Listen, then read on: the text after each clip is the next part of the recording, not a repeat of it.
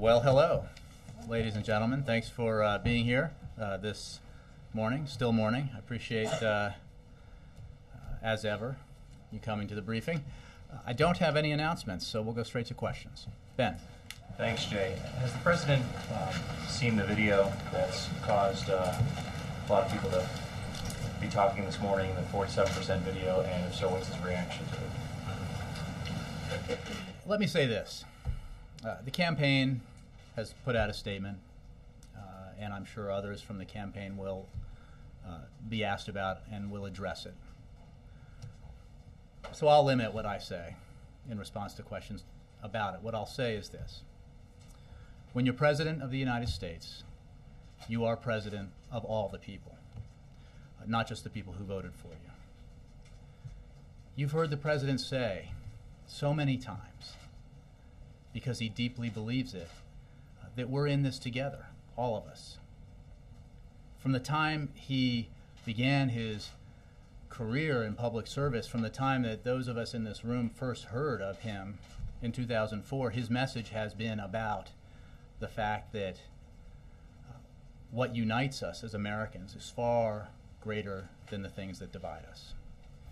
And that's fundamental to who this president is, and it's fundamental to what guides him as he makes decisions. When he made the decision against the advice of many to take action to save the auto industry, the president did not ask whether the 1.1 million Americans whose jobs would be saved had voted for him or against him. When he pressed for 18 small business tax cuts, he didn't ask if small businessmen and women were Democrat or Republican. When he fought to pass health care reform, he didn't wonder whether the 129 million Americans with pre-existing conditions who would be helped by this reform, who would be given security through the reform, were likely to be with him or against him in 2012. That's just not how he thinks. And I think the way you have to approach the job is with a keen understanding that you're out there fighting for every American. And this president's agenda has always been about building the middle class, strengthening the middle class, bringing people up into the middle class. And that's what it will be going forward. Has the President actually watched the video? I haven't asked him. One other follow on this. One of the comments from Governor Romney in the fundraiser was that 47% who support President Obama believe they are victims. Putting aside just the campaign politics, if you need to, does the White House think that that kind of statement has policy implications, would affect how Governor Romney would run the country? Well, again, setting aside, what Governor Romney thinks, I can tell you that the president certainly doesn't think that men and women on Social Security are irresponsible or victims, that students aren't responsible or are victims. He certainly doesn't think that middle-class families are paying too little in taxes.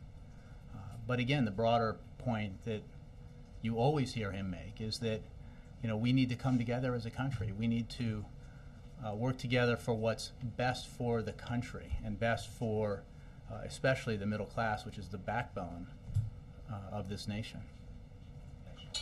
Jeff. Jay, can you tell us a little bit more about how the president himself reacted to the video, whether or not he's seen it? Again, I don't know if he's seen it, and I don't have any discussions with him about it to read out to you. Can you tell us if he talked about it with senior staff this morning or anyone else? I'm not going to read out any internal conversations about that or other issues. Let me switch to a policy question then. There's some volatility in the oil markets yesterday and today. Some of that is, some people are saying, was due to speculation about an imminent SPR move. number one, can you give us any update on your SPR thinking? And number two, can you tell us if there was any sort of intel that showed or may have shown that yesterday's drop was a technical glitch? Let me refer questions about the markets yesterday to the CFTC. That's the appropriate agency to refer those questions to. Our position on the SPR is what it has been, which is that we monitor the situation regularly and constantly together with our international partners, and we continue to say that all options remain on the table, but I don't have any announcements to make today. Do you have, has the President, has the White House been watching the oil markets in general? Even if you don't want to speak specifically to yesterday's move, any update in your thinking about just developments there? Well, I think you saw in May at the G8 and more recently finance ministers for the G7, this is something that is regularly monitored and discussed by the United States with its international partners. I can say that in terms of more recent developments, the administration welcomes the Saudi Arabian oil minister's recent remarks and share his concern about rising oil prices in the international oil market. We also welcome Saudi Arabia's continued commitment to take all necessary steps to ensure the market is well supplied and to help moderate prices. As we have also said for some time, the administration continues to take steps to expand domestic oil and gas production, which has increased each year the President has been in office. In fact, as you know, U.S. oil production is currently at an 8-year high, and domestic natural gas production is at an all-time high.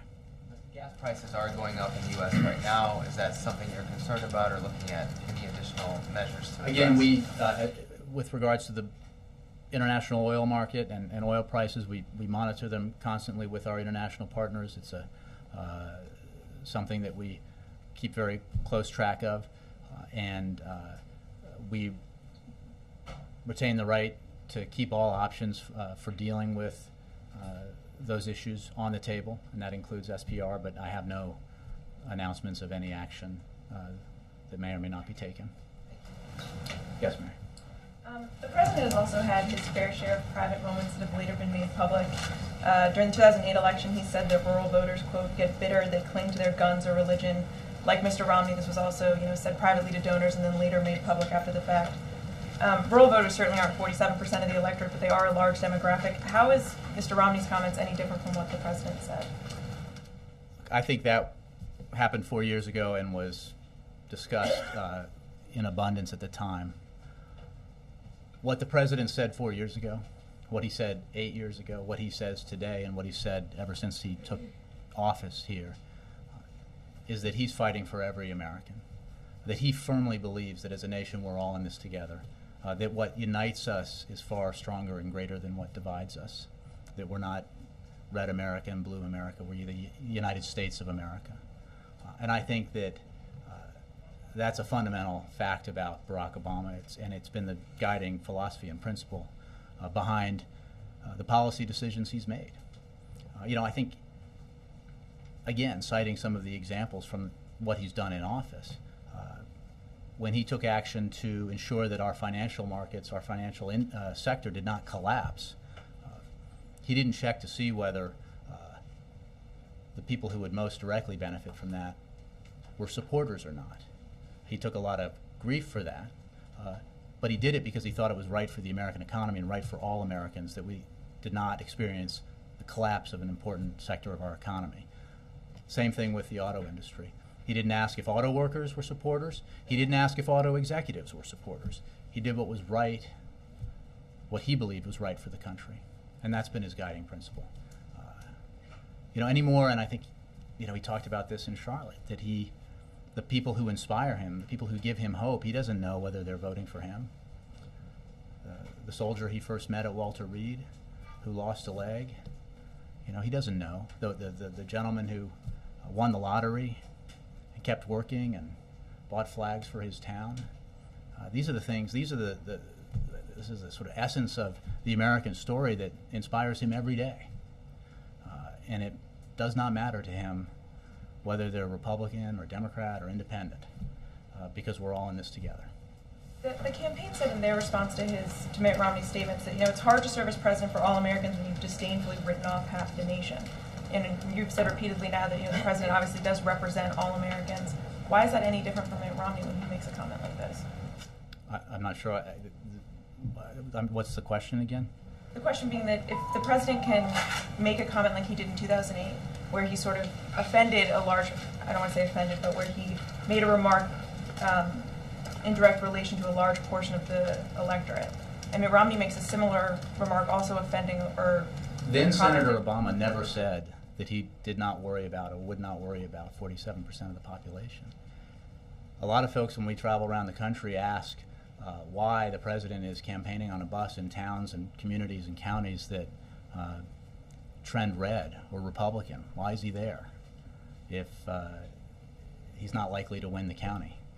Because he's there to take his message about his economic vision and his agenda for the country to everybody. Because he firmly believes that building this country up helps everybody. You've heard him talk about it, that if we do the right things for our economic policy, if we take a balanced approach to dealing with our fiscal challenges, if we reduce spending, reform our entitlements, ask millionaires and billionaires to pay a little bit more, that everybody will benefit, including millionaires and billionaires. That's the essence of his governing philosophy, and it's at the core of who he is. Did you have one more question just on a different topic? It seems that the U.S. and Libya have sort of different accounts of the attack in Benghazi last week. There are reports that Libyan officials warned the U.S. of the growing extremist threat prior to the attacks, that they admitted they could not control some of these militias. That seems to run counter to what administration officials have been saying. This was just a spontaneous reaction to this anti-Islam film. Can you kind of reconcile those two? Well, what I can tell you is that we have provided information about what we believe was the precipitating cause of the protests and the violence based on the information that we have had available. There is an ongoing investigation. The FBI is investigating, and that investigation will follow the facts wherever they lead. What we do know about Libya is that it's a country that emerged from war and revolution, and you have a new government trying to assert its authority as that country makes a transition to democracy and broader representation for all Libyans and broader rights for all Libyans. And in that environment, there are certainly, in this post-war, post-revolution environment, there are vast numbers of weapons and certainly a number of violent groups in the country. What is important to note, however, is that the Libyan people do not understand, or rather they do understand, that the United States was with them in their efforts to achieve their aspirations, to rid themselves of the Gaddafi regime and the tyranny that Gaddafi inflicted upon them. But it is still a very volatile place. There's no question about it. Nancy. Okay, back to Mary's question for one moment. Did the president regret making those comments about guns and religion? Did he learn something from the fallout? Nancy, again, these are comments that happened 4 years ago. There has been plenty of ink spilled and plenty of things said about them 4 years ago. I know that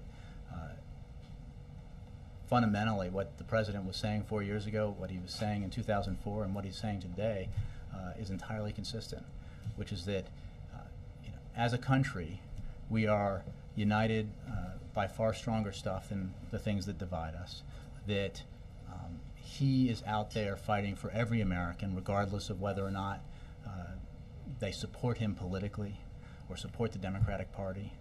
It is really the essence of who he is as a public official that that's his guiding principle, and it's reflected by everything I just talked about. The policies that he's pursued have sometimes earned him criticism from left or right or center, precisely because he's not evaluating when he makes those decisions whether the people who are helped by them are supporters or people who voted against him or will vote against him. He's guided by what he thinks is best for the country. And he firmly believes that, you know, outside of the rancor in Washington, while people have very firmly held positions and opinions, and it is a country that tends to be relatively divided between the two parties when we have national elections, that on the stuff that matters to Americans' day-to-day lives, we're a lot more united than we sometimes perceive here in Washington. And that the president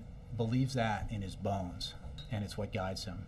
I want to ask you about something else that Governor Romney said and get your take from a policy perspective. On the Middle East peace process, he said the Palestinians have, quote, no interest whatsoever in establishing peace, and that the pathway to peace is almost unthinkable to accomplish. Does the president share this view about the Middle East? The president believes and is committed to working with, the president believes and is committed to the principle that a two-state solution is the right solution for Middle East peace. That is a basic tenet of that has been pursued by Democratic and Republican administrations prior to President Obama. And his two immediate predecessors worked on this issue under the firm belief that a two-state solution was the right solution, and it's what has guided this president. So I think his view is a little different from what was expressed. Governor Romney said that this is likely to remain an unsolved problem. Given recent history in the Middle East, is he wrong about that? Well, that it's a difficult problem, I think we can all agree on. That it is a challenge that previous presidents of both parties have embraced because they believe it's right for the country, they believe it's right for American interests, for the interests of Israelis, the interests of Palestinians, is also true. And it is simply the wrong approach to say, we can't do anything about it, so we'll just kick it down the field. That's not leadership. That's the opposite of leadership. And you know, this president has been working on this issue since the day he took office. It is a tough issue, but ultimately, peace between the Israelis and Palestinians, a negotiated peace that provides security for Israel and a state for the Palestinians, is in the interests of the Israelis and the Palestinians, and is in the interest of the United States of America. And this president will continue to pursue it. Okay, I want to go back to Libya. On September 10th, you put out a press release saying that the president had a meeting with senior officials to figure out the security posture around the 9/11 anniversary. And in that press release, you said that, quote, steps were taken to protect U.S. persons at facilities abroad. The president reiterated that departments and agencies must do everything possible to protect the American people, both at home and abroad. Mm-hmm. So in retrospect, given the tragedy, did the administration drop the ball on what you promised on September 10th, that you had improved security at these installations? There were numerous steps taken, as there have been every year on the anniversary of 9/11, and as there have been at different times on the calendar when it is judged by the experts that taking additional steps, security steps, is the right thing to do. As for specific measures taken at specific facilities, diplomatic facilities, I would refer you to the State Department. Separate from the FBI investigation you mentioned to Mary a few moments ago, is there any sort of inquiry going on here at the White House among the President's national security team to get to the bottom of, you told the American people on September 10th, we've taken steps to protect Americans here at home and abroad. Obviously, with 4 Americans tragically being killed, the steps were not good enough. So is there an inquiry going on here to figure out what went wrong? You're conveniently conflating two things, which is the anniversary of 9/11 and the incidents that took place, which are under investigation in terms of what the anniversary, which are under investigation, and the cause and motivation behind them will be decided by that investigation. It is certainly, as I would point you to what Ambassador Rice said and others have said about what we know thus far about the video and its influence on the protests that occurred in Cairo and Benghazi and elsewhere. All I can tell you is that steps are taken, both seen and unseen, in advance of and in preparation for times like the anniversary of 9/11, when it is judged that there might be greater threats. and those steps are based on the threat assessments that we have at the time. But I would refer you in terms of specific security for specific facilities to the State Department. But you're not trying to say there was enough security in Benghazi, are you? I am simply saying that this is a matter under investigation. It is an absolute tragedy that we lost 4 Americans in Benghazi, including our ambassador, including security personnel. And there's an active investigation underway into what happened and why and what the motivations were, and driven by the absolute commitment that this president made to finding who was responsible and holding them accountable and bringing them to justice. And I think that's very important. I think Mary asked as well whether or not there was sort of any heads up for the administration that there was violence coming in Libya. Reuters reported that the U.S. Embassy in Cairo got a heads up that there was a cable that went around suggesting that violence was increasing around the U.S. Embassy there. There were other reports suggesting that the U.S. installation in Benghazi in Libya had up to 3 days' notice that violence was increasing. I didn't hear an answer to that, so I'm trying to understand. To that question, did the administration have any sort of heads up that violence was increasing specifically in Libya before the attack? I'm not aware of any, Ed.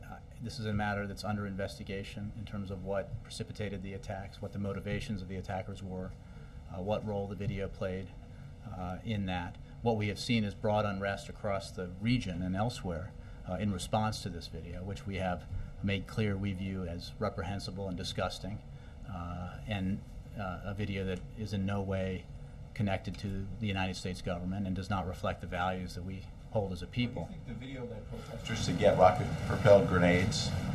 That was the video that what I know, Ed, and I know you know, is that Libya, as I just said, is a very volatile place that has just gone through a revolution and a war, and where there is an abundance of weapons, including heavy weapons, and there are certainly groups that carry those weapons and look to take advantage of circumstances, as there are around the region and the world.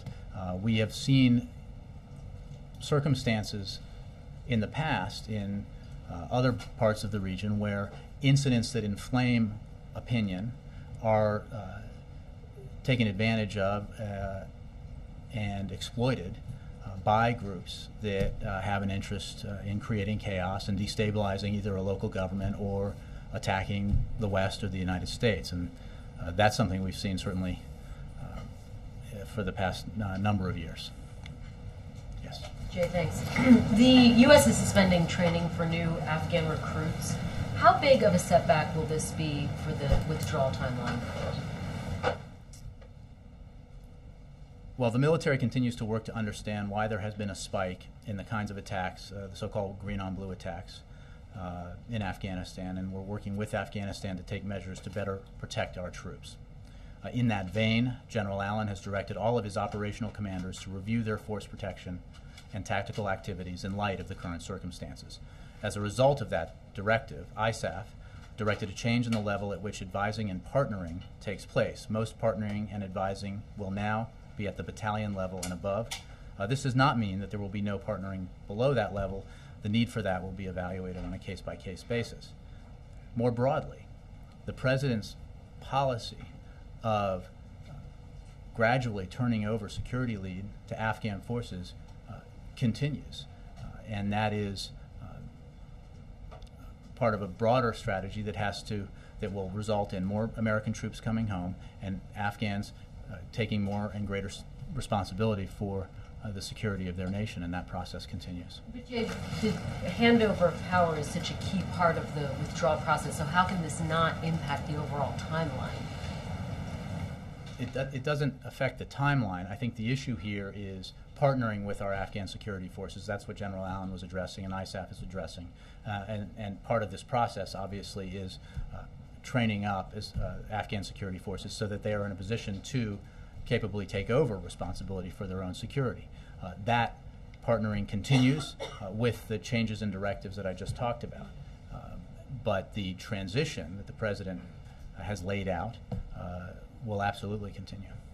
And it's been described as a temporary suspension. Can you characterize what temporary means? I think that's obviously something that is based on the judgments made by commanders in the field as well as officials at the Pentagon. And Jay, as you point out, you're suspending training of the new recruits, but the Afghan Army, the National Police, trained by NATO, are not going to be affected by this suspension. So how can you have confidence that they won't engage in this type of violence? Well, I think that's a question best addressed to ISAF as well as to the Pentagon.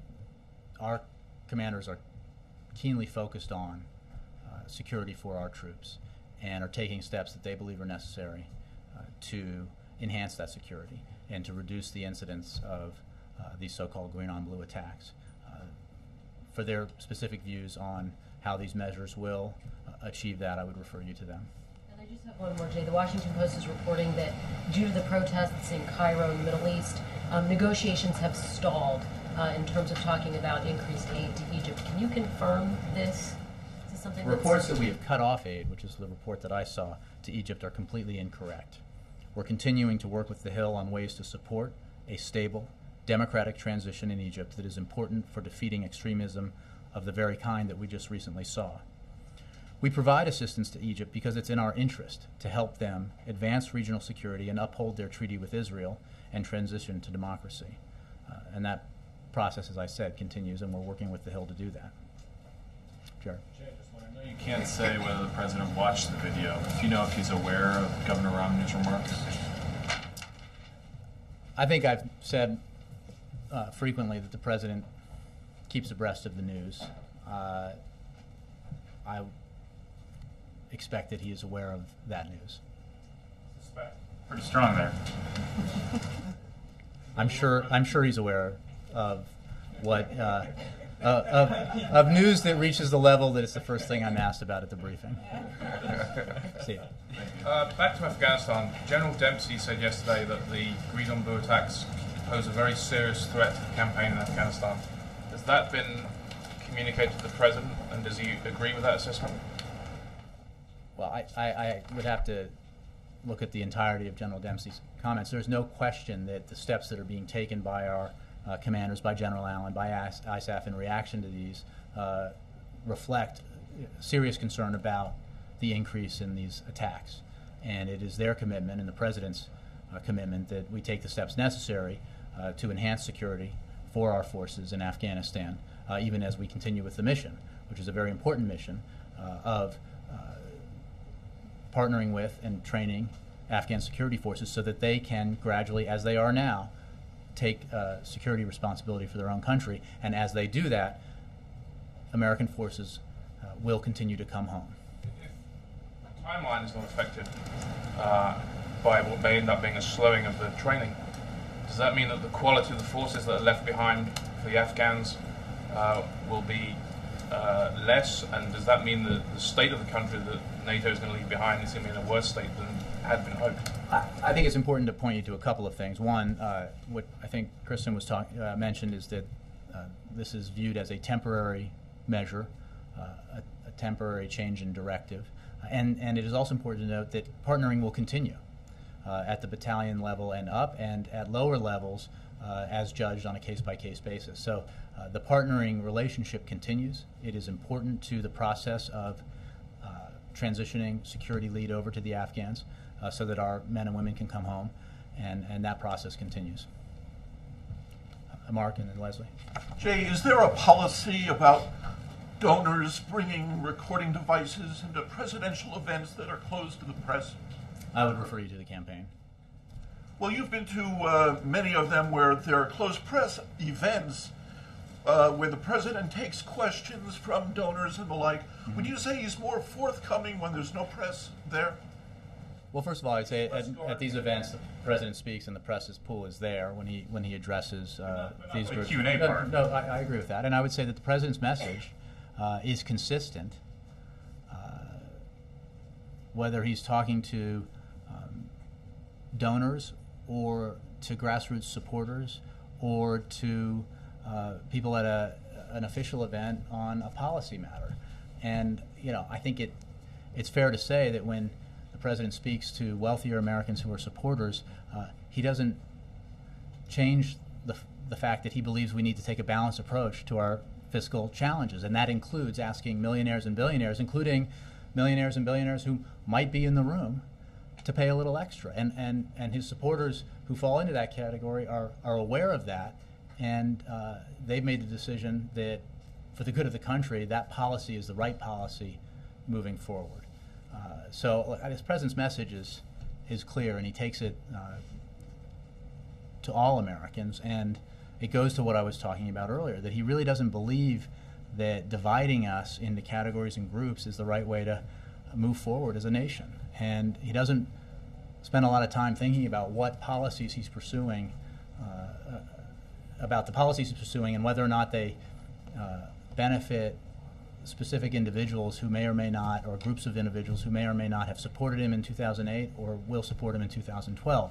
He thinks that the best politics is the right policy, and the best policy are the policies that move the country forward, that make sure that more Americans are getting educated, that more middle-class Americans have work, that they have security from healthcare security and retirement security, and that we're taking steps to develop alternative energy so that we can enhance our energy independence, and that we're investing in research and development and infrastructure so that our country has the economic foundation it needs to move forward so that everybody benefits.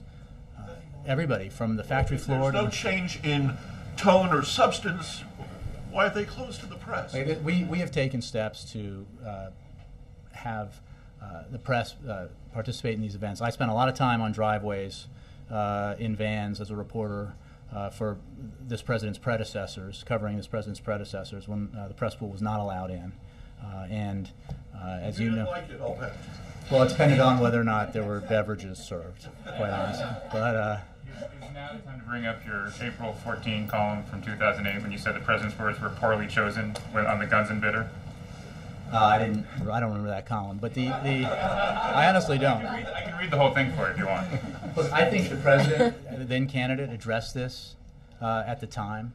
This was 4 years ago. And I think the broader point is that his message there and everywhere in 2008, and going back to 2004, and every day since, has been consistent, which is that we're in this together, all of us, and that his interest is in moving the entire country forward in ways that benefit senior citizens on Social Security, students who are getting student loans, combat troops as well as veterans.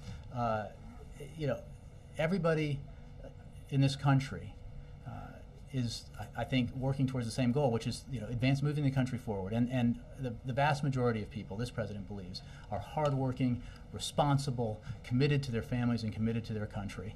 And that's the animating principle behind his politics and his policies.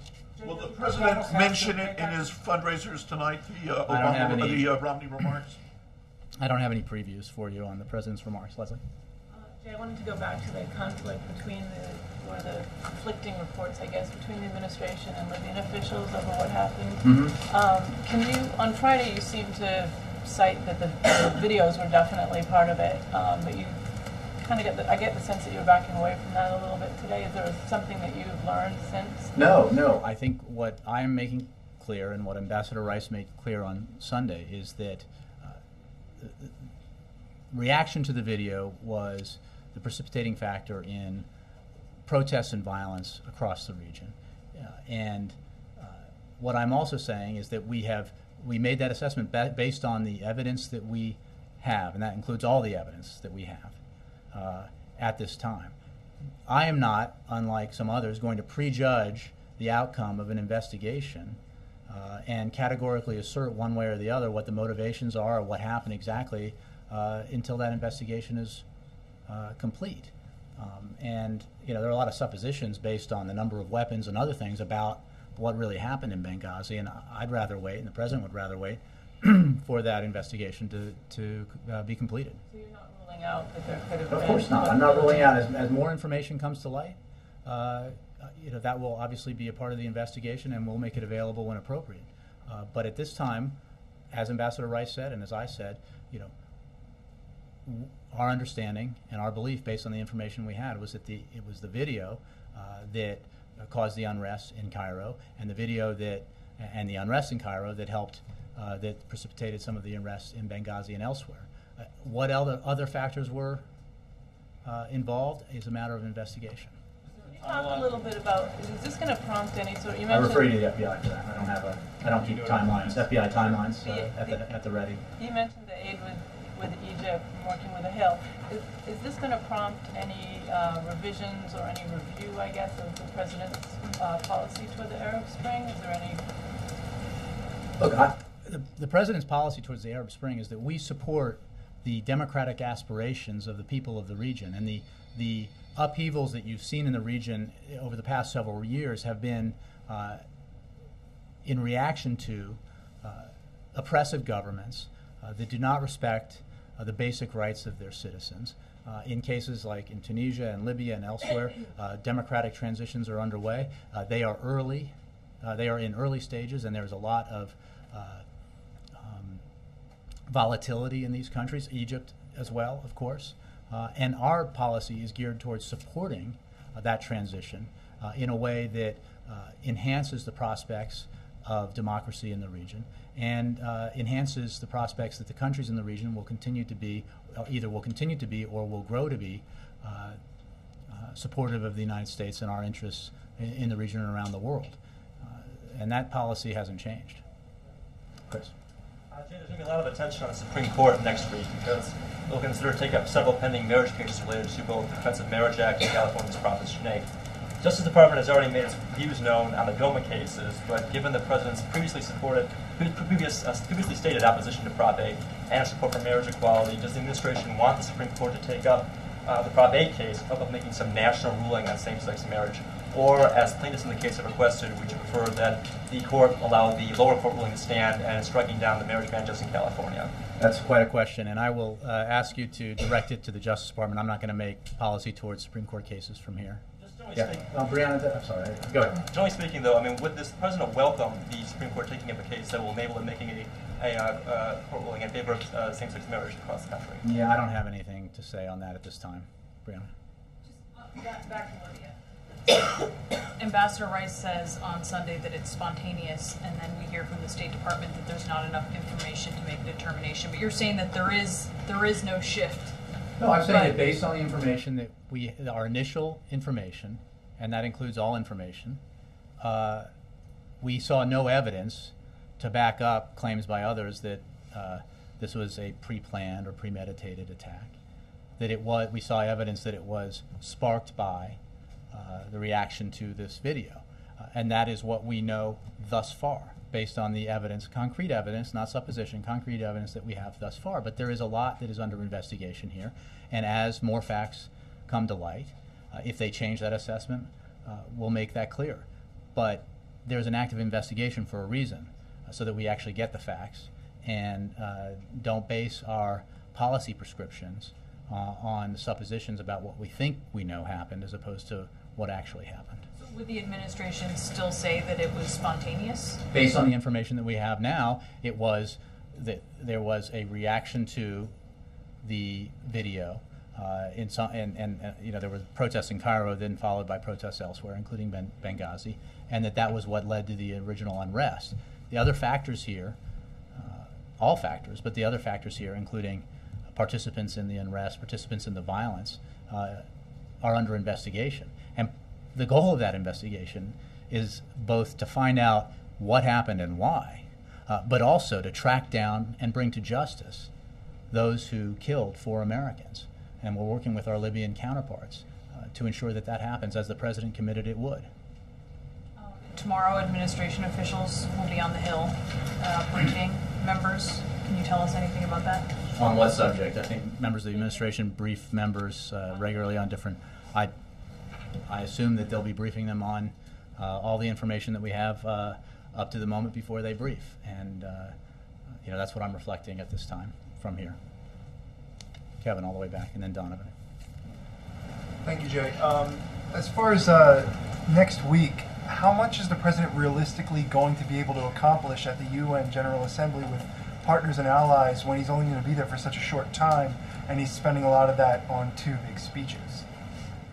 Well, the President's attending UNGA, as presidents before him have during their re-election years, and he intends it to be a productive time spent at the UN General Assembly as it was last year and as it was the year before and the year prior to that. I don't have anything specific in terms of what he's going to say at UNGA or what issues he's going to press, but you can be sure that he expects it to be a productive visit. What's keeping him from extending that stay a little longer like he would in other years in order to have bilateral? I think we're there for 2 days, which is the number of days we were there last year.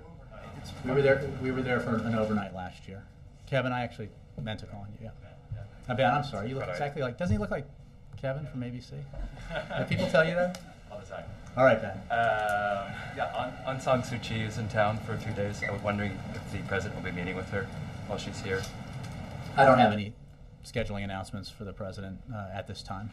If there's a change in that, I'll bring it to your attention. Mark. Donovan after Mark. Question on China. Yeah. Yesterday, in addition to the trade news, Leon Panetta was in Japan. That the Japanese and the U.S. are cooperating on building this missile defense system, which prompted a lot of anxiety in China among analysts and some officials there who said they viewed it as being targeted or aimed at them. Given that you've had 2 major trade cases in the last few months and this, is there a concern that the message, the overall message the United States is giving to China is perhaps too tough? And given that in the past, when China has become a big issue in campaigns in '92 and 1980, it's often led to very difficult periods for whoever wins the election in actually dealing with China. Is the president at all concerned that that precedent is being repeated now? The president's policy with regards to China, his policies, because this is a broad and complex relationship, are driven by what he believes are the interests of the American people and the American economy, as well as America's national security. And that is why we have such a multifaceted, complex relationship with China that includes cooperation in a wide variety of areas, because cooperation is beneficial both to the United States and to China. It is why when we see instances, or the USTR sees instances of unfair trade practices that are harmful to American workers and American businesses, this administration will act, as it has, to take cases before the WTO at twice the pace of the previous administration. When the president and senior members of his administration sit with their Chinese counterparts, they discuss all of these issues, areas of disagreement as well as areas of agreement where they can work forward together. And I have been in the room when the president has been with President Hu and can testify to that fact, that it is a very frank exchange about a variety of issues, and we have a broad and important relationship with the Chinese that we expect will continue with this president after he's reelected, if in fact he is. On the missile defense system specifically, though, what argument, what case would you make to Chinese analysts that are worried that somehow that represents encircling China? No, I will have to take that question. I haven't looked into it to any degree, so I'll have to take that and get back to you. Donovan, I owe you. Thanks. A brief follow on Libya. There's still a little bit of confusion. You guys have said that you're working closely with the Libyan government in the investigation. And you're saying the information available to you guys so far has indicated that it's the film that prompted the violence. And is the information different that you guys have than the Libyan government has? Are you suggesting that the Libyan government is jumping to conclusions?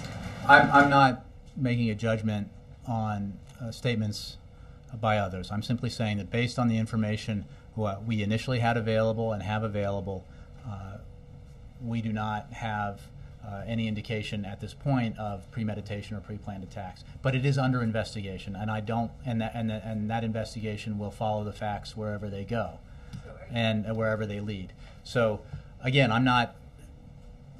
we are working with the Libyans, with the Libyan government, in our pursuit of those who killed 4 Americans, and our commitment to bringing them to justice, as well as to within the broader investigation. But I'm not casting judgment on others' assertions. I'm simply saying what we know and what we are working to find out. have you guys ruled out premeditation No, or an no, outright I'm simply killing? saying based on what we knew at the time, knew initially, what we know now, the facts that we have, the video was a precipitating cause to the unrest in the region and specifically in Libya. There are other factors involved in the violence that ensued. Other factors that are involved in that are under investigation, and again, the facts will be followed wherever they lead. The point is that we're not making declarations ahead of the facts here. We're just telling you what we know based on the information we have at the time. Yes, Kathleen. Just one more bit on the Romney video. The other remark he made was that he might have a better chance in the election if his parents were Mexican born. I'm wondering if the president has seen that and if you or he had any reaction. If I have any reaction? Yeah. I think I'll steer away from that, but thanks for the opportunity. Has the president seen that? Do you know? Again, I haven't had a discussion with him about the video, but I can boldly say that I am confident that he's aware of it. Yes, ma'am. Thank you, Jay. On the North Korea, as you know that President Obama has extended sanctions against North Korea for 1 more year. Is it related with the terrorist status of North Korea regime? Our position with regards to North Korea is unchanged, and we can continue to work with our international partners to pressure North Korea to get right with the international community, to abide by its obligations, and in doing so to end its isolation, its profound isolation from the world. But I don't have anything specific on that issue today. Thanks, Jay. I did, yes. Sorry, Ken, go ahead. Back to Burma for a moment. Back. Aung San Suu Kyi's in town. How does the administration assess the progress that's being made in Burma toward more openness, more reforms? And what's the next step for the U.S. if that process continues? Well, I think we've said all along that progress that is made towards openness and democracy and reform will be met with positive steps by this administration, this government, in its dealings with Burma, and I think that is a step-by-step process. I don't have next steps to announce before they happen, but we're closely monitoring that progress and taking steps accordingly, as I think Secretary Clinton has been pretty explicit about in her recent comments. Thanks very much.